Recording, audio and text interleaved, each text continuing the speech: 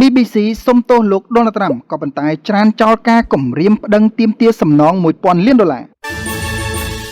បណ្ដាញផ្សព្វផ្សាយព័ត៌មាន BBC បានចេញសេចក្តីថ្លែងការណ៍សុំទោសផ្ទាល់ទៅកាន់លោក Donald Trump កាលពីថ្ងៃប្រហ័សទី13ខែវិច្ឆិកាឆ្នាំ2025នេះក៏ប៉ុន្តែបាននិយាយថាមិនមានមូលដ្ឋានច្បាប់សម្រាប់ការគំរាមកំហែងប្តឹងទាមទារសំណងរបស់លោកប្រឆាំងនឹងក្រុមហ៊ុនផ្សព្វផ្សាយព័ត៌មានមួយនេះនោះទេចំពោះភាពយន្តឯកសារ Panorama ឆ្នាំ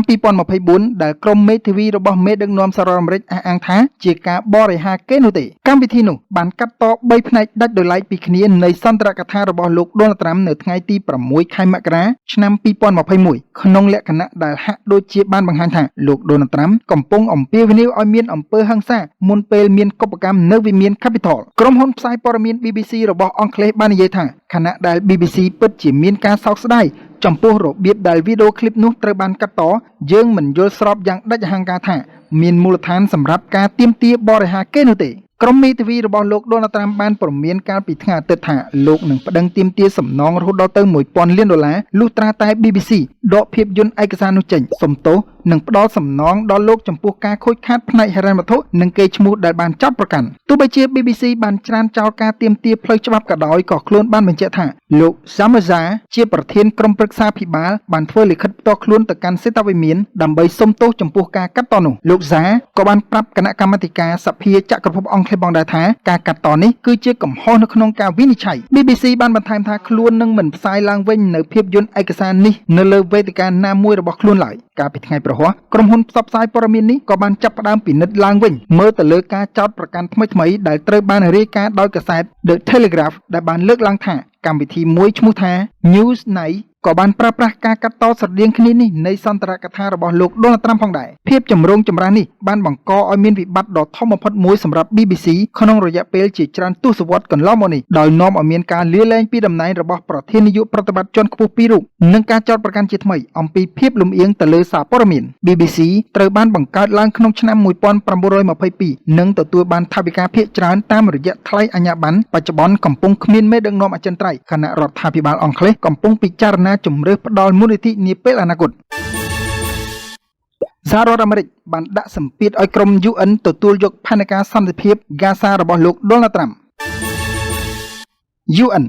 កាលពីថ្ងៃប្រហ័សសប្តាហ៍នេះសហរដ្ឋអាមេរិកបានអំពាវនាវដល់ក្រុមប្រឹក្សាសន្តិសុខអង្គការសហប្រជាជាតិ UN ឲ្យរួបរวมនិងគាំទ្រសេចក្តីព្រាងដំណោះស្រាយរបស់ខ្លួនក្នុងបំណងជំរុញឲ្យផែនការសន្តិភាពរបស់លោកប្រធានាធិបតីសហរដ្ឋអាមេរិកលោក Donald Trump សម្រាប់តំបន់ហ្គាហ្សាជាមួយការព្រមានអំពីផលវិបាកចំពោះប៉ាឡេស្ទីននេះបើយោងតាមការចេញផ្សាយដោយទីភ្នាក់ងារសារព័ត៌មាន AFP នៅថ្ងៃសុក្រទី14ខែវិច្ឆិកាឆ្នាំ2025នេះអ្នកនាំពាក្យនៃបេសកកម្មអាមេរិកប្រចាំ UN បានលើកឡើងថាការប៉ុនប៉ងសាបព្រោះភាពមិនចម្រុងចម្រាស់គ្នានៅពេលដែលកិច្ចព្រមព្រៀងលើដំណោះស្រាយស្ថិតក្រោមការចរចាយ៉ាងសកម្មក៏មានផលវិបាកធ្ងន់ធ្ងរជាក់ស្ដែងជៀសមិនរួចសម្រាប់ប៉ាឡេស្ទីននៅក្នុងតំបន់ហ្គាហ្សាផងដែរដោយចាត់ទុកថាវាជាពេលវេលាប្រវត្តិសាស្ត្រក្នុងការត្រួសត្រាយផ្លូវឆ្ពោះទៅរកសន្តិភាពយូរអង្វែងនៅមជ្ឈមបូព៌ាអ្នកនាំពាក្យរូបនេះបានបន្ថែមថាបទឈប់បាញ់មានភាពផុយស្រួយហើយយើងជំរុញឲ្យក្រុមប្រឹក្សាភិបាលរួបរวมគ្នានិងឆ្ពោះទៅមុខដើម្បីទទួលបានសន្តិភាពដែលត្រូវការជាចាំបាច់បំផុតគួរបញ្ជាក់ផងដែរថាសេចក្តីព្រាងទី3នៃដំណោះស្រាយដែល AFP ទទួលបាន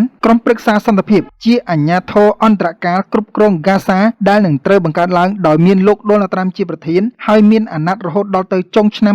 2027ក្រៅពីនេះប្រទេសជាសមាជិកនឹងបង្កើតកងកម្លាំងរក្សាស្ថិរភាពអន្តរជាតិបណ្ដោះអាសន្នដែលហៅកាត់ថា ISF ដោយត្រូវធ្វើការជាមួយអ៊ីស្រាអែល អេហ្ស៊ីបនិងប៉ូលីសប៉ាឡេស្ទីនដែលទើបបណ្ដុះបណ្ដាលថ្មីដើម្បីជួយដល់តំបន់ព្រំដែននិងតំបន់គ្មានយោធានៅហ្គាហ្សាក៏ប៉ុន្តែមិនមានការលើកឡើងអំពីដំណោះស្រាយរដ្ឋពីរនោះទេអ្នកជំនាញសេដ្ឋកិច្ចព្រមានថាថៃអាចនឹងខាតចំណូល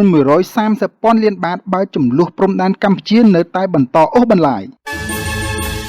ទីក្រុងបាងកកសេដ្ឋវិទូថៃបានព្រមានពីផលប៉ះពាល់យ៉ាងធ្ងន់ធ្ងរសម្រាប់សេដ្ឋកិច្ចថៃប្រសិនបើចំនួនប្រដាប់អាវុធតាមបណ្ដោយព្រំដែនកម្ពុជាផ្ទុះឡើងសាជាថ្មីដោយការនាំចេញវិស័យទេសចរនិងទីផ្សារការងាររងសម្ពាធយ៉ាងខ្លាំង ពីឥទ្ធិពលសង្គ្រាមនេះបញ្យងតាមការចេញផ្សាយដោយទីភ្នាក់ងារកាសែតថៃបាងកកផុសនៅថ្ងៃសុក្រទី14ខែវិច្ឆិកាឆ្នាំ2025នេះការព្រមានបែបនេះធ្វើឡើងក្រោយយោធាថៃបើកការវាយប្រហារលើជនស៊ីវិលកម្ពុជាដោយសម្លាប់មនុស្សម្នាក់និងរបួស3នាក់កម្ពុជាមិនបានបាញ់តបនោះទេគណៈកាសែតថៃរាយការណ៍ដោយគ្មានភស្តុតាងថាភាគីទាំងពីរដោះដូរការបាញ់បោះគ្នាទៅវិញទៅមកសេវិទូជាន់ខ្ពស់នៅមជ្ឈមណ្ឌលស៊ើបការសេដ្ឋកិច្ច EIC របស់ធនាគារពាណិជ្ជកម្មសៀមលោកភូនយ៉ាវ៉ាត់ស្រីស៊ីងបាននិយាយថាការនាំចេញរបស់ថៃទៅកម្ពុជាប្រហែល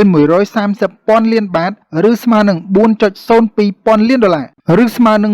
1% នៃការនាំចេញរបស់ប្រទេសថៃឆ្នាំក្រោយអាចនឹងត្រូវបាត់បង់ទាំងស្រុងប្រសិនបើចំនួនព្រំដែននៅបន្តអូសបន្លាយយូរពេលទៀតលោកភុនយ៉ាវ៉ាត់បានអះអាងថាក្នុងអំឡុងត្រីមាសទី3ការនាំចេញរបស់ថៃទៅកម្ពុជាបានធ្លាក់ចុះ 43% បើធៀបនឹងរយៈពេលដូចគ្នានៅឆ្នាំមុនដោយពាណិជ្ជកម្មតាមបណ្ដោយព្រំដែនធ្លាក់ចុះស្ទើរតែ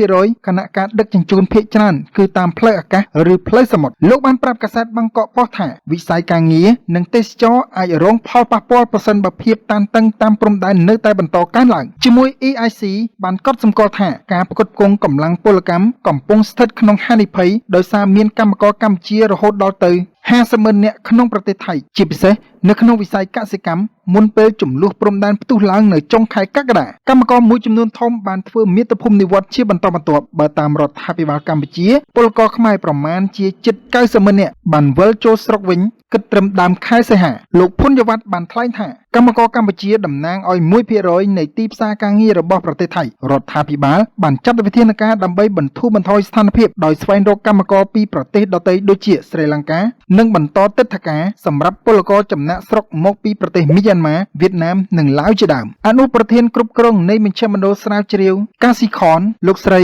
នុតភុនបាននិយាយដែរថាប្រហែលពាក់កណ្ដាលនៃការនាំចេញរបស់ថៃមកកម្ពុជាមានចំនួន